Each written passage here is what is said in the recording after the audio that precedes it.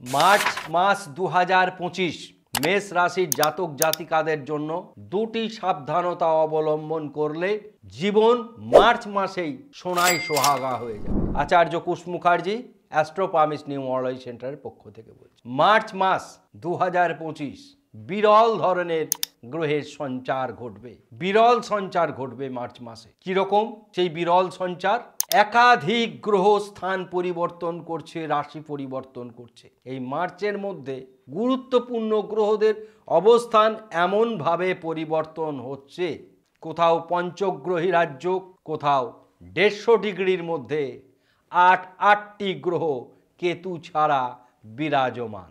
অর্থাৎ এক সরল রেখার মধ্যে যদি হিসাব করি 8টি গ্রহের অবস্থান, নিচের দিকে কেউই থাকছে না, যা থাকছে ওপরের দিকে। সুতরাং এর যেমন অ্যাডভান্টেজ আছে, ডিসঅ্যাডভান্টেজও আছে। মেষ রাশির ক্ষেত্রে ডিসঅ্যাডভান্টেজ দুটি ক্ষেত্রে আমরা বিশদে বলবো। প্রথমে বলবো গ্রহের বিন্যাস। 1 মার্চ 2025 গ্রহরা কে কোথায় আছে। প্রথমেই আমরা বলবো বৃষ রাশিতে বৃহস্পতি রয়েছে, কেতু রয়েছে কন্যা রাশিতে, মিথুন রাশিতে মঙ্গল রয়েছে। এটি একটি মঙ্গলের শুভ গোচর। এবার অদ্ভুতভাবে মার্চ মাসে পরিবর্তন ঘটে যাচ্ছে। 29 মার্চ 2025 বড় একটি গ্রহ রাশি পরিবর্তন করবেন, তিনি শনি। শনিকে আমরা মার্চ মাসের ট্রানজিটে কিন্তু সেই জায়গায় ধরছি না, কেননা 29 মার্চ তার মানে মার্চের শেষের দিকে বলে আমরা বর্তমানে শনিদেব 1 মার্চ 2025 যেখানে আছে, অর্থাৎ তার আনন্দক্ষেত্র কুম্ভ রাশিতে রয়েছে, সঙ্গে গুরুত্বপূর্ণ গ্রহ রবিকে নিয়ে, অর্থাৎ পিতা পুত্র একত্রে, পিতা পুত্রে একত্রে থাকা যেমন মঙ্গলের, আবার শনি রবি যে কোনো জন্মকুণ্ডলিতে একত্রে থাকলে, রবি যেহেতু পিতৃকারক গ্রহ, তাই বাবার শরীর ভালো যায় না।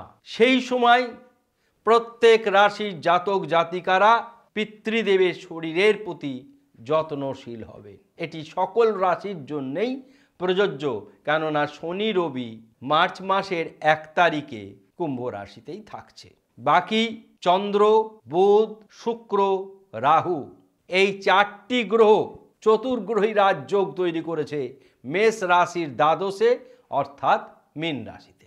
তাহলে বুধ রাহু বুদ্ধিভ্রষ্ট যোগ তৈরি করছে, চন্দ্র রাহু গ্রহণ দোষ তৈরি করছে, দুটি অশুভ যোগ। চতুর্গ্রহী রাজযোগ একটি শুভ যোগ, আর মেষ রাশির দ্বাদশে শুক্র বুধ লক্ষ্মীনারায়ণ যোগ তৈরি করেছে।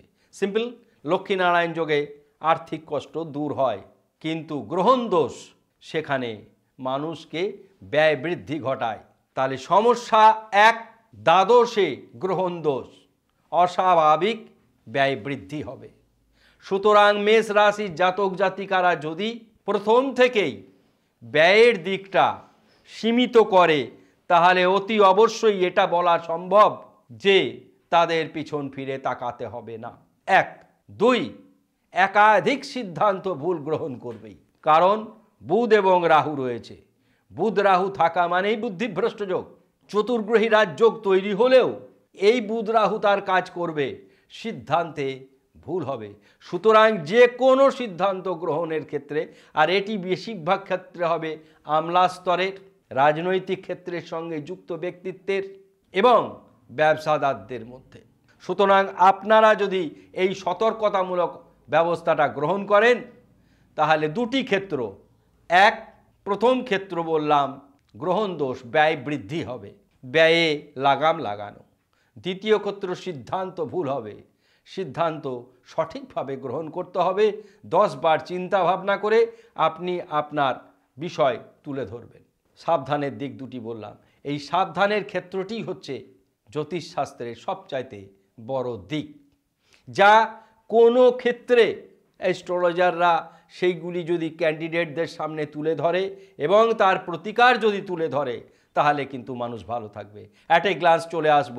শরীর মন শুভ, ধনস্থান অতি শুভ, ভ্রাতাভগ্নী শুভাশুভ, মা বাবার শরীর ভালো যাবে না, শিক্ষা অতি শুভ, সন্তান অত্যন্ত ভালো, গুপ্ত শত্রু হ্রাস পাবে, প্রেম বিবাহ দাম্পত্য শুভ, কোনো প্রকার অসুবিধা ঘটনা ঘটবে না, বড় কোনো দুর্ঘটনার শিকার হবেন না। ভাগ্য বলার কথা রাখবে না, শুভ বললে কম বলা হবে, অতি শুভ। কর্ম সরকারি চাকরির ক্ষেত্রে হোক, বেসরকারি চাকরির ক্ষেত্রে হোক, সরকারি চাকরির ক্ষেত্রে যারা আছেন উন্নতির পথে যাবেন, অর্থাৎ প্রমোশন হবে। বেসরকারি চাকরিতে যারা আছেন স্থান পরিবর্তন হতে পারে, আয় বৃদ্ধি হবে। ব্যবসার ক্ষেত্রে সমস্যা কিঞ্চিত দেখা দেবে ব্যয় বৃদ্ধির কারণে ঋণেও পড়ে যেতে পারেন। এই ক্ষেত্রে আপনারা মেষ রাশির জাতক জাতিকারা কি ব্যবহার করবেন? ধনদা কুবের যন্ত্রম। ধনদা কুবের যন্ত্রম কি আমরা দেখিয়েছি একাধিকবার, আমাদের শর্ট সেকশনে দেখে নেবেন। ধনদা কুবের যন্ত্রম কি? ধনদা কুবের যন্ত্রমের সামনে বলবেন শ্রীং লক্ষ্মীদেব্যই নমঃ, লাং ইন্দ্রায় নমঃ, ইং কুবেরায় নমঃ। ধনদা কুবের যন্ত্রমকে দেখুন, অত্যন্ত সুন্দর এই ভিডিওটি।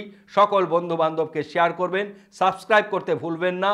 যারা ফেসবুক থেকে দেখছেন অবশ্যই চ্যানেলটিকে ফলো করবেন। আরেকটি কথা আমরা এখানে বলবো, যারা আমাদের অনুষ্ঠান আমাদের দেশের বাইরে থেকে দেখছেন বা আমাদের অন্তর্রাজ্য থেকে দেখছেন, যারা আমার পরামর্শ গ্রহণ করার জন্য আপনারা মেসেজ করছেন, আপনারা কি করবেন? সরাসরি আমার ওয়েবসাইটে চলে যাবেন। আমরা এখানে ওয়েবসাইটকে আবার দেখাচ্ছি, সেই লিঙ্কে চলে যান www.apnc.co.in। এই ওয়েবসাইটে যান, সেখানে রেজিস্ট্রেশন অপশানে ক্লিক করুন, ফিস দেখা যাবে। ফিস দেখার পরে রেজিস্ট্রেশন অপশানটা ফিল আপ করুন, কন্ট্যাক্টে যান, ব্যাঙ্ক ডিটেলস আছে, ফিস দেখে ব্যাঙ্ক ডিটেলসে পেমেন্ট করে তারপরে হোয়াটসঅ্যাপ করবেন। আমি বেশিরভাগ বিচার বিশ্লেষণ যেগুলো করি, আমার খুব বেশি চেম্বার কোথাও নেই। আমি কলকাতার সোদপুরে, বাঙুর অ্যাভিনিউয়ে এবং রামপুরহাটে। আমরা বৈদিক যা হোম যজ্ঞ করে থাকি সেগুলো সবই রামপুরহাটে করি। যারা দেশ বিদেশের বাইরে থেকে আমার অনুষ্ঠান দেখেন, আমরা লাইভ করে সেই সমস্ত অনুষ্ঠান দেখাই। সুতরাং আমরা বিস্তারে বলে দিলাম। মহিলাদের জ্যোতিষিক পরামর্শ গ্রহণ করার জন্য পারমিতা মুখার্জির সঙ্গে যোগাযোগ করবেন। পারমিতা নাম্বার, হোয়াটসঅ্যাপ নাম্বার দেওয়া আছে।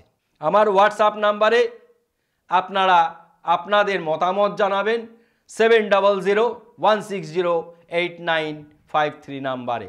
আর একটি বিশেষ কথা বলবো, মেষ রাশি জাতক জাতিকারা 2025-এ বাড়িতে ধনদা যন্ত্রম নিয়ে আসুন।